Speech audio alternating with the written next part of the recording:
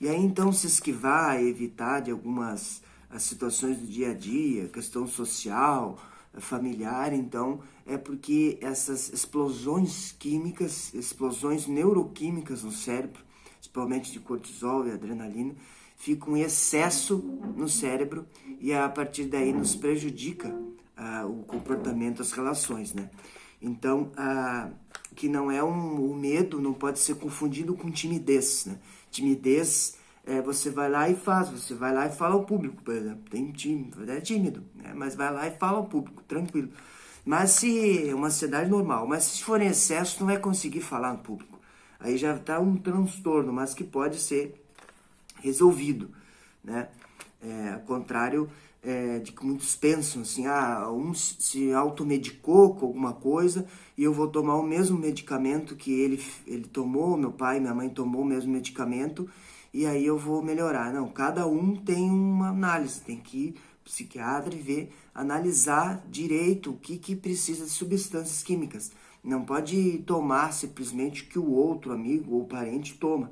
Né? Não são estruturas biológicas diferentes, porque não é determinante a questão biológica. É por isso que cada um tem que ter o seu diagnóstico, né? Sua anamnese. Então,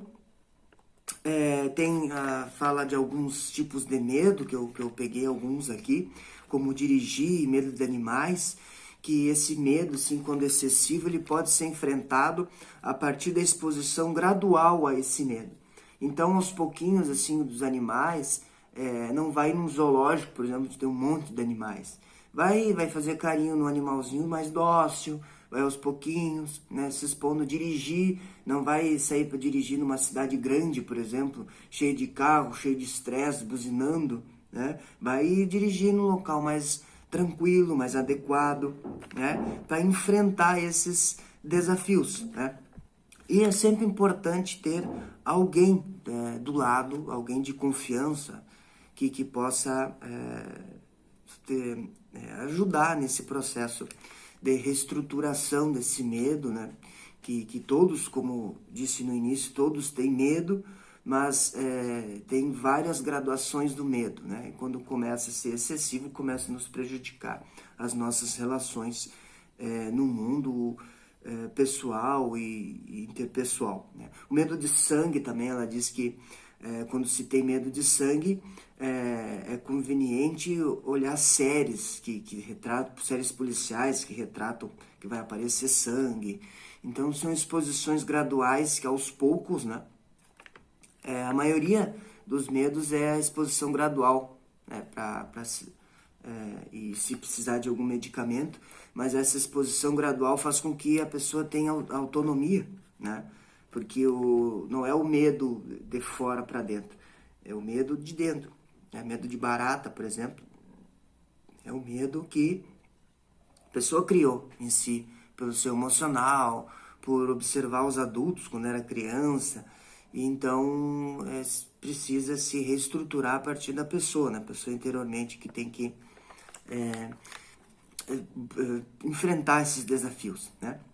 Então a irritabilidade, a raiva, a insônia, dificuldade de concentração, hipervigilância, respostas exageradas, de saltos, grosserias, né, de sustos, depressão, né, são todos combustíveis relacionados com esse transtorno de ansiedade, né? Entretanto, nos diz que essas dificuldades, essas exigências do dia a dia, esse estresse, nos trouxe até aqui. Faz com que nós sejamos o que nós somos hoje, nós nos adaptamos ao dia a dia, né? E a questão aqui é o equilíbrio, né? O equilíbrio dessas emoções para que a gente possa hoje, a gente pode analisar diferentemente de quando nós éramos selvagens as nossas condutas, né? Para ter escolhas mais sensatas, né? Então, esses pensamentos repetitivos, compulsões, obsessões, né? Essas manias mentais, manias...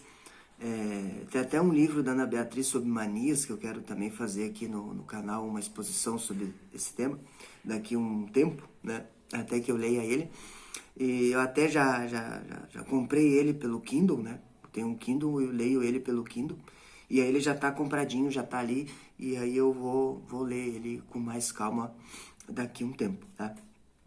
E aí, essas manias místicas, por exemplo, não cortar cabelo, não usar roupa de tal cor, ter manias repetitivas, não deixar o chinelo de uma outra forma, não ser daquela maneira obsessiva, né?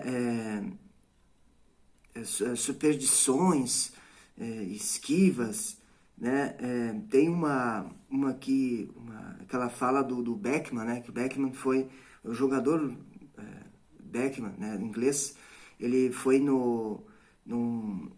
ele tinha que ter tudo em linha reta, em pares, né? Na sua gaveta, né? Os livros, tudo. Né? Então isso são exageros, né? São exageros. Uma certa organização é normal, mas se isso não acontecer, não vai cair o mundo, né? Não vai cair o mundo. Então, são ideias que vão ficando obsessivamente aquelas ideias ali, se não tiver assim, tá tudo ruim, né? Então, isso impede, então, que se viva plenamente e feliz, e mesmo numa desordem, aparente desordem, porque o universo, por exemplo, ele surge da desordem, né? O universo aparentemente surge da desordem, no universo do Big Bang, surge de elementos que aleatoriamente foram se organizando e a partir daí que eles foram construindo, se complexificando. Então a própria natureza nos dá essa ideia de dinamicidade, né? Dinamicidade não é nada, não é tudo bem certinho, rigorosamente, obsessivamente, né? Nada contra a organização, mas a questão aqui é aquilo que é obsessivamente doentiamente que tem que ser daquela maneira, né? E aí a família ela pode agravar ou atenuar, né? Quando a família ironiza, quando a família debocha, não reconhece aquilo como um transtorno, isso não ajuda, isso só agrava o problema daquele parente, aquele familiar. Então tem alguns alimentos que aceleram a questão da ansiedade, aumentam, né, esse transtorno de ansiedade, que é o café, né, que ele age no cérebro produzindo a noradrenalina, né, uma certa quantidade é bom, é agradável para o cérebro, mas as pessoas que sofrem de transtorno de ansiedade, elas devem tomar pouco ou nenhum, ou café descafeinado, né?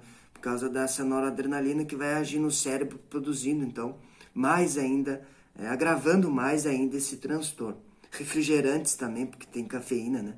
Agora tem outros alimentos que têm menos propensão de desenvolver ou colaborar para a questão do transtorno de ansiedade, que é a camomila, a batata doce também. Mas o principal de tudo isso é o conhecer a si mesmo. Conhecer a si mesmo aqui é a principal chave de ouro aqui. Se conhecer por que está acontecendo tal coisa, o que pode ser feito para se melhorar, né? Porque o pior de tudo é não reconhecer que está com o problema. Se não se reconhecer, aí não adianta nada, né?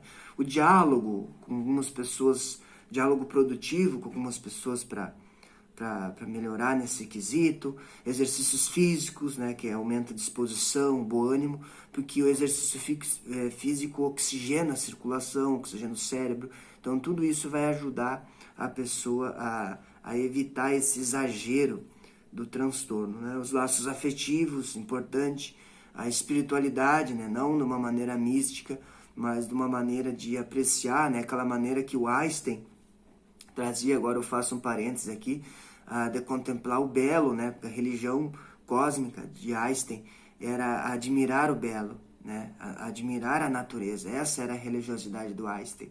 Então, observar, contemplar uma flor, contemplar a estrela, contemplar as boas companhias, contemplar algo que você tem, contemplar algo que você já tem, né? Muito se fala de gratidão, gratidão, gratidão, né? Então, tem que se viver essa gratidão, né? Ser agradecido por ter aquilo que se tem, né? E almejar outras coisas sim, mas também valorizar a conquista que se tem, né? Para que outras venham.